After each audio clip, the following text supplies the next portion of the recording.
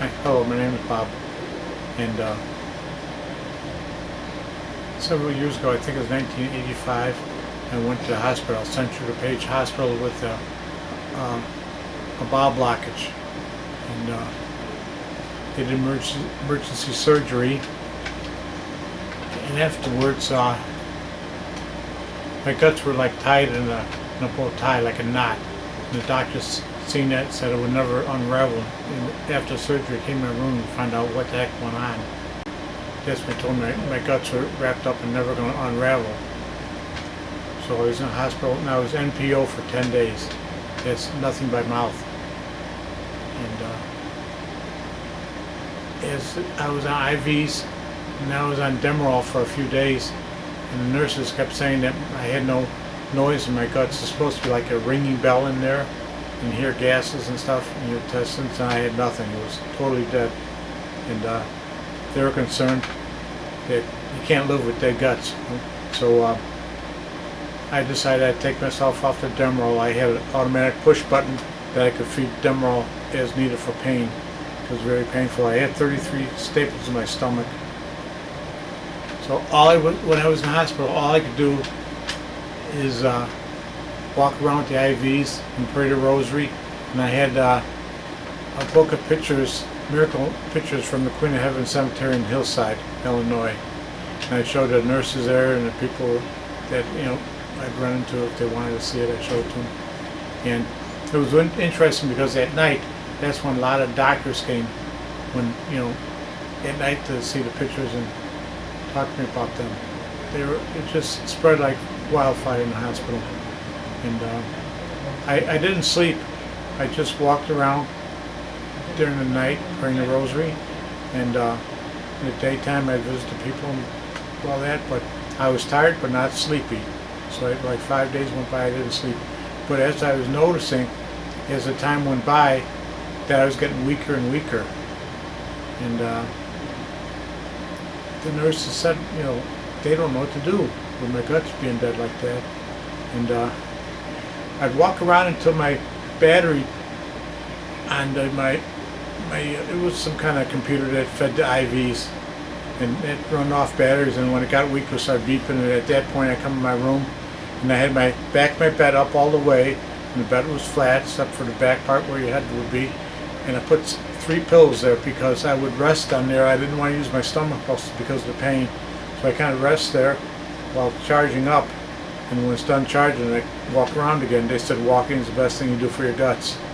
And so I was doing that, and one evening about maybe 5 days into my 10-day program in there, I was getting really, really weak, and I felt like I was dying, and I was. I think I was. And I was charging the battery, and I noticed my gown when I was getting up and ready to walk again that it was wet, and I was crying. But I didn't think it should have been that wet. Either I cried longer than I did or else harder than I thought it did, because my gown was wet in front. So as I got up, I unplugged the charger and started to walk towards the foot of my bed and out in the hallway.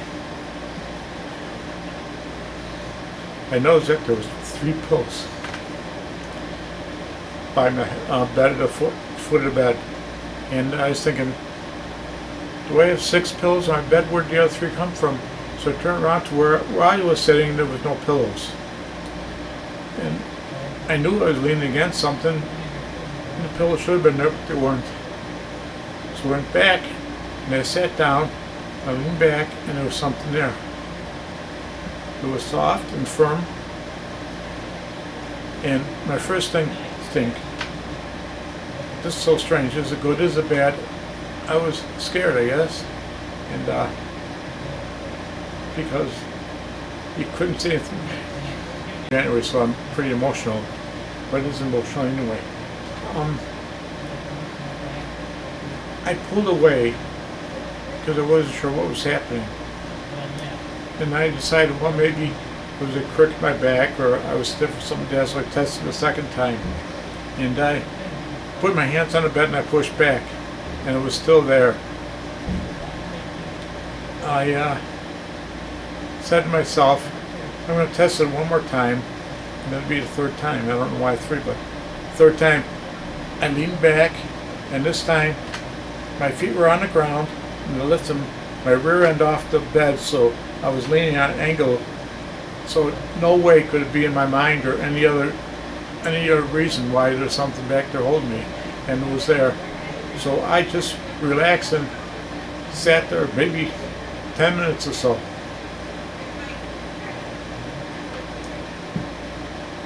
I didn't talk, I didn't ask questions, whatever. I wasn't sure what was going on. And basically it was peaceful, but so weird, so strange that it's a possibility. And you know, I don't know, I figured. So I got up and I started walking around again. And at the Queen Heaven Cemetery in Hillside, Joe Reinholz, one of the messages from the Blessed Mother to him was, those who pray a rosary 3 a day. One day before their soul dies, I will hold that soul in my arms. He said, she would hold my soul in her arms.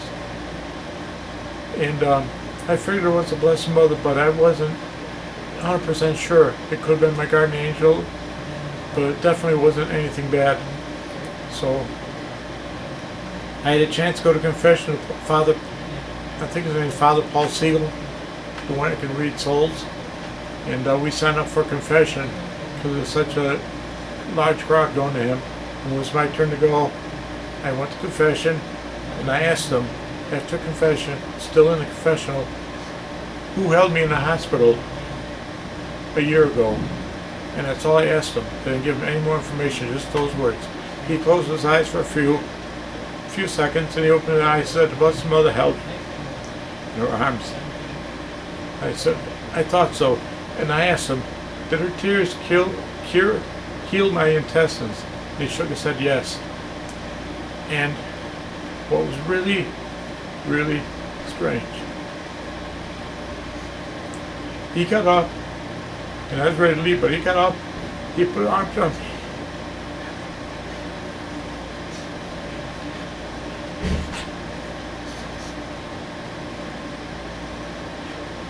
And he cried like a baby.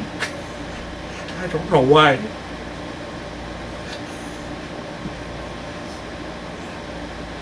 That's what I have to say. I wasn't deserving of this, but wow, it's amazing. The Blessed Mother did say, share our miracles. So that's why I'm telling you this. I guess that's it. Thank you for listening.